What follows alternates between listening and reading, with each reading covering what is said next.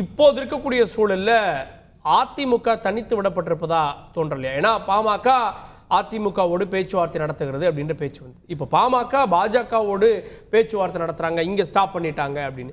இப்போ அதிமுக தனித்து விடப்படுற மாதிரி தெரியலையா?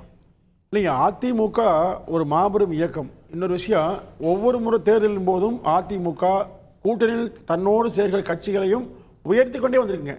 எங்கேயுமே அந்த கட்சி வந்து யாரையும் வந்து அழிக்க முயற்சி எடுத்தது இல்லை, தன்னையும் வளர்த்தி கூட்டணியில் சேர்க்கிற கட்சிகளையும் வளர்த்தது தான் அதிமுகவுடைய வரலாறு. எனவே அதிமுகவோடு சேர்க்கிற கட்சிகளுக்கு அவனுடைய முழுமையான தாற்பயம் புரியுங்க. இன்னொன்று, கூட்டணி கட்சிகள் இப்போ தேமுதிக எடுத்துக்குவோம், மரியாதைக்குரிய மறைந்த கேப்டன் அவர்கள் தமிழ்நாட்டில் ஒரு மதிப்புமிகு தலைவர். அவர் அதிமுகவோடு கடந்த காலத்தில் கூட்டணி வைத்து மிக உயரிய இடத்துக்கு வந்தவர். அவர் மிகச்சிறந்த ஒரு மனிதராக பார்க்கப்பட்டவர். அவர் மறைவுக்கு பிறகு கூட இன்றைக்கும் அவர் பாராட்டப்படுகிறார். அவர் நிச்சயமாக அந்த கட்சி மரியாதைக்குரிய அந்நியார் பிரேமலா அவர்கள் கூட அதிமுகவோடு தான் வர வேண்டும் என்று எல்லோரும் விரும்புகிறாங்க. நிச்சயம் வருவான் நம்புறோங்க. ஏன்னா கடந்த காலத்தில் திமுக மீது தான் மிக கடுமையான குற்றச்சாட்டை அவர் வைத்தார். அதிமுகவோடு இணைந்து தான் எதிர்கட்சியாக வந்தார். அதே போல் இணக்கமாக இருந்தாங்க. இன்னைக்கு ஜெயலலிதாவை கண்டித்து பிரிந்தாங்க, அதெல்லாம் தெரிந்த வரலாறு. ஆனா இன்னைக்கு பாமகவும் பேசிட்டு இருந்தாங்க, தேமுதிகவும் பேசிட்டு இருந்தாங்க. இப்போ பாமக பாஜகவோடும் பேசுறாங்கன்றது தகவல். ஆனா தேமுதிகவையா தக்க வச்சுக்குமா? தேமுதிகவும் இல்லைன்னா அப்ப அதிமுக தனித்து தானே களங்காண்ற மாதிரி பொருள் இல்லை. இப்போ நீங்கள் எந்த கட்சியுமே தேர்தல் அறிவிப்பு வெளியாகி நீங்கள் வேட்பாளர் அறிவித்த பிறகு கூட மாறக்கான வாய்ப்பு இருக்குது. அதனால் எதுவுமே இறுதி வடிவம் அல்ல. அரசியல் ஒவ்வொரு நிமிடமும் ஒவ்வொரு நாளும் முக்கியம். அந்த வகையில் அதிமுகவுக்கு மிகப்பெரிய வாக்கு வங்கி முதலில் இருக்குது. அதனோடு சேர்த்து வரக்கூடிய இயக்கங்களை இணைத்து கொண்டு மிகப்பெரிய வெற்றியை பெறுங்க. அதில் தேமுதிக வரலாம், பாமக வரலாம், மற்ற கட்சி வராதுன்னு சொல்ல முடியாது. இப்போ தேமுதிக நிச்சயமாக பாஜக மற்ற கட்சி ஏற்கிற நிலையில் இல்லைன்னு நம்புகிறேன். அதற்கான வாய்ப்புகள் இருக்குங்க, வாய்ப்புகள் இல்லாமல் இல்லை. இப்போ அதிமுக பொறுத்தவரையில் அவர்கள் யாரையும் நிராகரிக்கல. பாஜக வேண்டாம், திமுக வாழ்நாள் எதிரி, இந்த இருவரையும் தவிர்த்து யார் வந்தாலும் வரவேற்கிற மனநிலை தான் அதிமுக. ஓபிஎஸ் வேணாண்டீங்க இல்ல, அது நீங்க எதிரிகளை கூட ஏற்கலாம், துரோகிகள் ஏற்க முடியாது. கட்சியை அழிப்பதற்கான முழு முயற்சி எடுத்தவர்கள் அவர்கள் தான். பாஜக எல்லாரும் வாங்கன்றீங்க, எத்தனை பேர் வர்றாங்க? தேமுதிக மட்டும் தான் இப்போதைக்கு பேச்சுவார்த்தை நடத்திட்டு இருக்காங்க. ஏன் வர மாட்டாங்க? இல்லைங்க, அதாவது இரண்டு விஷயங்க. எப்பொழுதுமே கூட்டணி அமைக்கிற விஷயத்தில் அதிமுக 98 எடுத்துக்கங்க. பாராளுமன்றத்தில் வந்தபோது அம்மா 96 தோல்விக்கு, சட்டமன்ற தோல்விக்கு பிறகு கூட மிக மோசமாக சொன்னாங்க. ஒவ்வொரு கட்சி அலுவலகமும் சென்று, அதாவது அரசியல் சூழல் என்பது மாறுகிற போது ஒவ்வொரு நிலைப்பாடும் மாறுங்க. அதனால இப்போ அதிமுக திறந்த மனதோடு திமுகவை எதிர்ப்போம், பாஜகவையும் எதிர்ப்போம் என்கிற மனநிலை இருக்குங்க. அதற்கு ஏற்று ஒத்த கருத்துடைய யாரும் வரலாங்க. அதுதான் நோக்கம், வேற எதுவும் கிடையாது.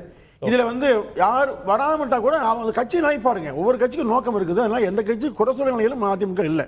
ஓகே, கேட்போம். நான் திரு இளங்கோவன் அவர்கள்ட்ட, தேமுதிக இன்னும் தங்கள் முடிவை அறிவிக்கவில்லை. ஆனா வரக்கூடிய சமிக்கையிலிருந்து நம்ம புரிஞ்சுக்கிறது அதிமுகவோட தான் தேமுதிக போகுதுன்னு புரிஞ்சுக்கிறதா? ஏன்னா வந்து ஒரு பக்கம் சிஏஏவை எதிர்க்கிறீங்க, அப்படின்னா பாஜகவோட போலன்னு எடுத்துக்கணுமா?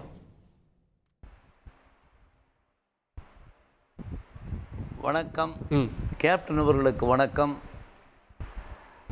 தந்தி டிவி நேயர்களுக்கும் கேப்டன் அவர்கள் மேல் பற்றும் பாசமும் கொண்டு என்ன நடக்கும், எப்படி நடக்க வேண்டும் என்று சிந்தித்து செயலாற்றுகின்ற அத்தனை தொண்டர்களுக்கும் என் மனமார்ந்த வணக்கங்களை முதலில் தெரிவித்துக் கொள்கிறேன்.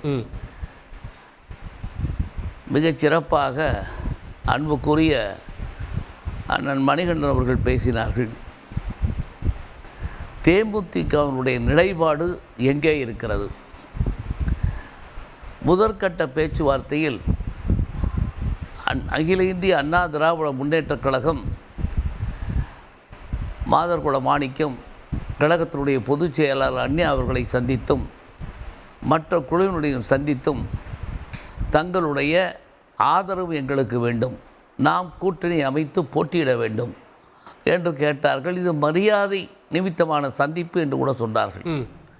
ஒரு மரியாதை நிமித்தமான சந்திப்பு என்று சொல்லுகின்ற பொழுது இருவரும் ஒத்த கருத்தோடு இருந்தால்தான் அந்த சந்திப்பு ஒரு நல்ல சந்திப்பாக இருக்க முடியும். முதற்கட்ட சந்திப்பு முடிந்தவுடன் எங்களுடைய பொதுச் செயலாளர் அந்நியார் அவர்கள் மாவட்ட செயலாளருடைய கருத்துக்களை அறிந்து, மாவட்ட செயலாளருடைய கருத்துக்களுடைய அடிப்படையில் எல்லாரோடையும் கலந்து ஆலோசித்து இந்த முடிவை எடுத்தால்தான் இது சரியாக இருக்கும் தெரிஞ்சது என்று 2ஆம் கட்ட பேச்சுவார்த்தையின் பொழுது தேசிய முற்போக்கு திராவிட கழகத்திற்கு ஒரு குழு அமைத்தார்கள். அந்த குழுவானது அகில இந்திய அண்ணா திராவிட முன்னேற்றக் கழகத்தினுடைய குழுவில் அவர்களுடைய அலுவலகத்திலேயே சென்று பேச்சு நடத்தினோம். பேச்சு மிகவும் சுமூகமாக இருந்தது. அந்த பேச்சின் அடிப்படையில்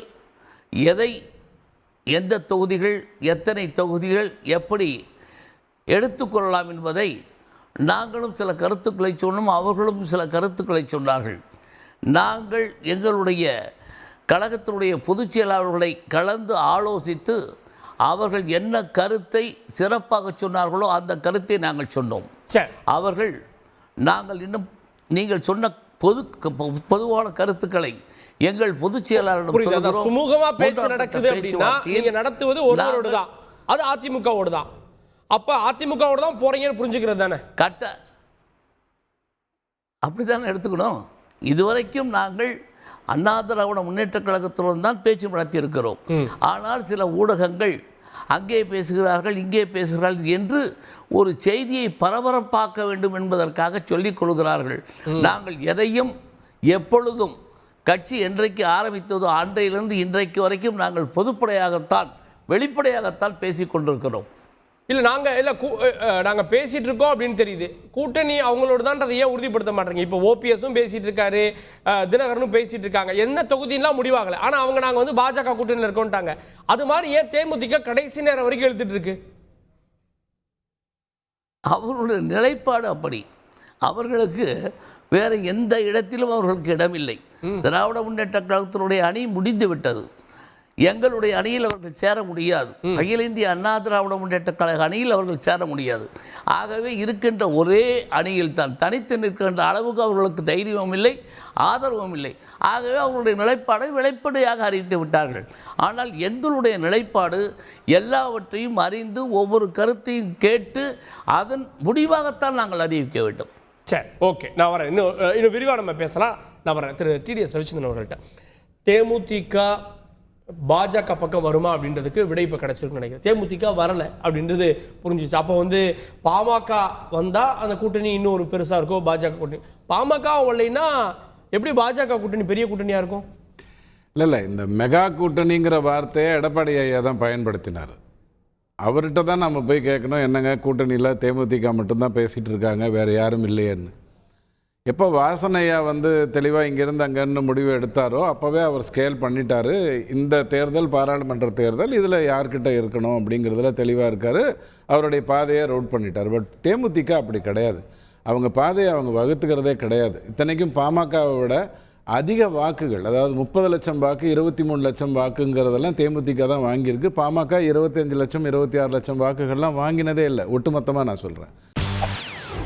செய்திகளை உடனுக்குடன் தெரிந்து கொள்ள உடனே சப்ஸ்கிரைப் பண்ணுங்க.